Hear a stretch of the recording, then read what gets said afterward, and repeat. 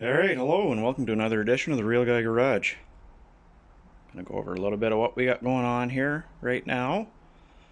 Of course, that is the my dad's 78 Z28 Camaro, which of course we're into doing a little bit of, well, mostly just resealing things and what have you.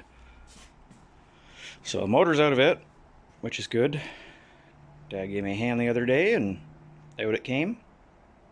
While we're in here, I noticed both motor mounts are shot, which I had already ordered a set, so that wasn't a big deal. I'm going to go ahead and probably clean all the front subframe up here and give it a coat of paint. I'd like to take and clean all the firewall up, the hood hinges, top of the cowl, master cylinder booster, wiper motor, all that stuff, and get it all painted and fresh looking. You know, you hate to put a nice clean motor in a dirty engine bay. Speaking of motor, it's out and on a stand now, the 350. I broke down the Borg Warner T10 here as well. Not too overly surprising. Did find a couple more issues that were, well, apparent. First thing I noticed is when I pulled the two apart here. So I was told it had a new clutch in it, which they're right, it was a new clutch. It was. I took it and I flipped it over, and the first thing I see is it's just a stock OE replacement luck clutch. It's nothing special or spectacular. It's certainly not the center force clutch that we were told was in the car when Dad bought it there. And I mean, you can see all the oil and stuff in here that's all splashed back. Now if we look close at the pressure plate here, you'll see anywhere that sort of looks like this, that's actually oil contamination in there. That's what that is. It's all glazed if I run my finger over top of it here. And right here, that's a hot spot. There's a couple of those here too, from where the clutch had slipped. I mean, I had a hell of a time getting the car on the trailer. The clutch was so nasty. It was slipping really bad. And same thing if we look at our flywheel here. I mean, you can see, well, first of all, this is all oil. Like you can see it. That's all oil. And if you look close, like I said, it's got all the spotting from the oil contamination on it. Plus it's got the hot spots from the clutch slipping. And then, of course, our clutch disc itself, if we look at it closely, you can see that it's all glazed and contaminated and everything, too. So, I mean, we already knew we were going to be into a new clutch, so that's not that big a deal. And I'll send the flywheel out to my machinist and have him resurface it. So that's not really a shocker. I mean, I already had a sneaking suspicion I'd find that it wasn't overly stellar.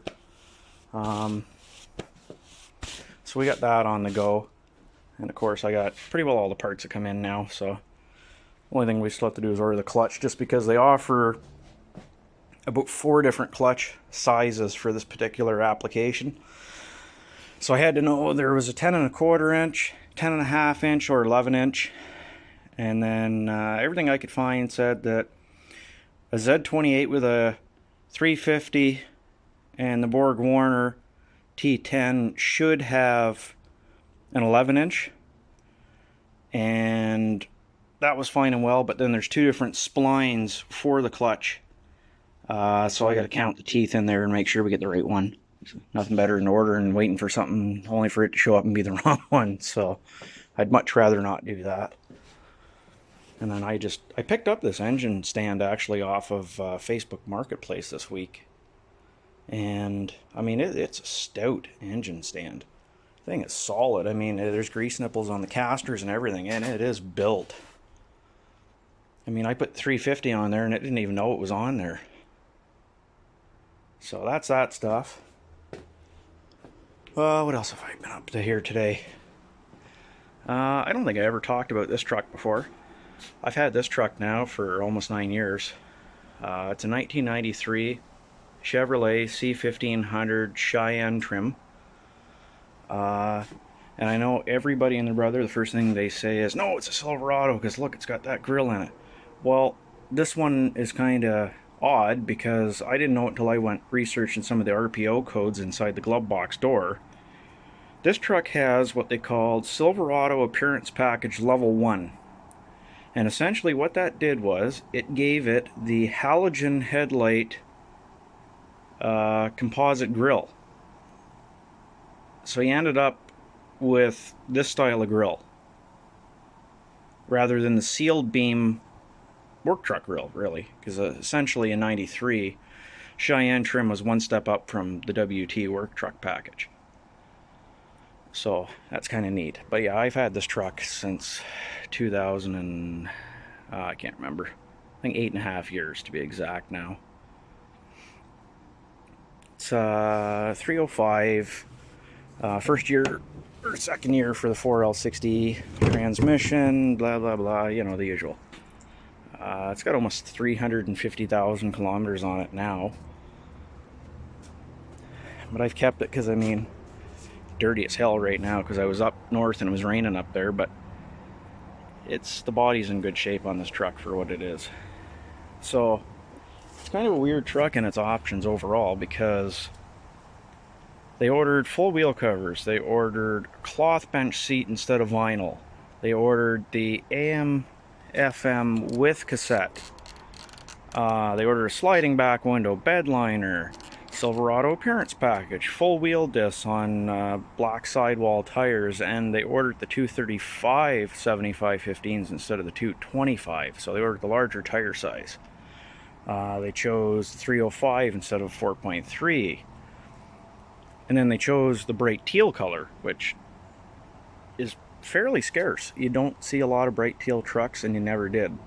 You know, your black, your blue, your white, those were the popular colors. Pay no attention to the interior because it does need a little bit of attention still. I got to get a seat cover for it, which I didn't even bother to clean it because if I flip up my coat I have laying here, there's a big hole in it and what have you. But everything else I got in pretty good shape in here. It needs a vacuum again because I've been driving it. I finally found an armrest to fit it last year, because the problem was I needed a gray armrest for a 91 to 94, and it had to be a Cheyenne, Scottsdale, or a GMC Sierra SL trim truck, because that was the only door panels that the armrest would match up to. It needs a headliner and just little things inside. It's pretty good overall though. Right now it needs a wheel cylinder. I got one bad wheel cylinder in the back of it, so I'll put a pair in it. I have another rear bumper for it because this one's pretty badly mangled. It's hard to tell because it's dirty, but there's a lot of dents and dings, and it's bent all to hell.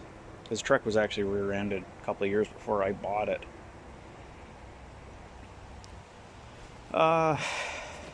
Yeah, but it was kind of an oddball truck the way it was optioned, and then the dealer got stuck with the truck because the guy ordered it. When it came in, he basically refused delivery on it, and the dealer was stuck with the truck. So they used it for 2 years as a parts truck, you know, to run parts to different shops and what have you. And then one day, the gentleman I bought it off, Kerry, he went into the dealer with a friend of his, because his friend was looking for a car for his wife, and he saw the truck and he fell in love with it. He says to his buddy, I don't care if your wife gets a car or not, I'm not leaving without that truck. So he bought it in 95, spring of 95, and finally in spring, really early spring of 2012, he put the truck up for sale, and he had probably about a dozen people come out and look at it and what have you, and none of them were serious buyers. They all wanted it for nothing. And it just so happened that I only lived around the block from the truck. Grew up around it. So I knew the truck. So I ended up buying it. And here we are, like I said, 8.5 years later. It had 182,000 on it when I bought it, and this truck and I have been everywhere. We have been to North Carolina and back. We've been out west and back, all over Ontario, all over the upper peninsula of the US, all through eastern US and what have you. So about 3 years ago when I bought the Dodge, I bought it so that I could preserve this truck and no longer drive it in the winter, because I was starting to see that the crap they were putting down on the roads was really eating cars up bad. And, you know, this truck's never been painted. It has never had any metal work done to it. What you see is the paint that was applied to it in Pontiac, Michigan when it was built in 1992. The truck was built December 92. So, you know, for a Canadian truck that saw, well, it saw 24 out of its 27 years, it saw winter. So,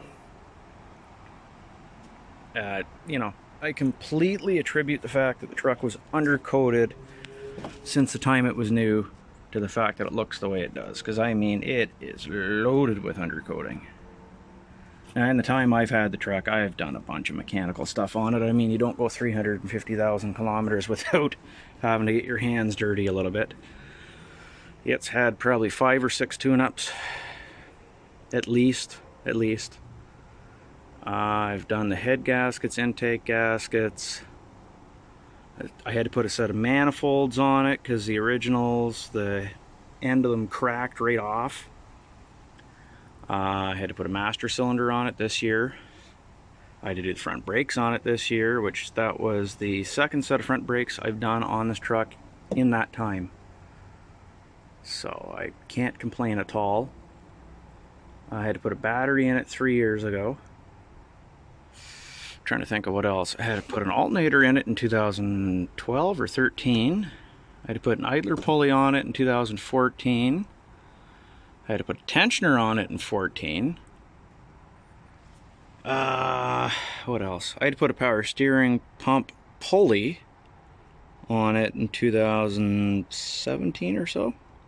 Yeah, it would have been around then. I had to replace the power steering pressure line. I had to put an EGR on it when I first got it. I'm trying to think of what else I've done to this truck. Oh, I've put one exhaust system on it, and that's where we're at right now. Is it needs exhaust. I am not happy with it and never have been in the entire time I've owned this truck, because I feel that the shop took the easiest way out to do it. I took it to a shop that the shop I worked at dealt with for our exhaust stuff that we couldn't do because they had a bender and what have you. So, first things first, please, before you ever think about crawling under something, put it on jack stands. They're referred to as safety stands by some people for a reason. Please put the vehicle on a set of stands, and if you're on asphalt or anything that's loose, sheet of plywood, piece of steel, something flat and solid for that stand to sit on so it's not going to slide out. Trust me, it can save your life. Lots and lots of people have died when a vehicle has come off of a jack, okay? That's as much as I'll harp about that, but it is something that definitely happens. So, when they ran the exhaust, I told them that I wanted it ran basically the same way as what the 454 SS trucks had on them, where they sort of had a dual exhaust system, but sort of didn't.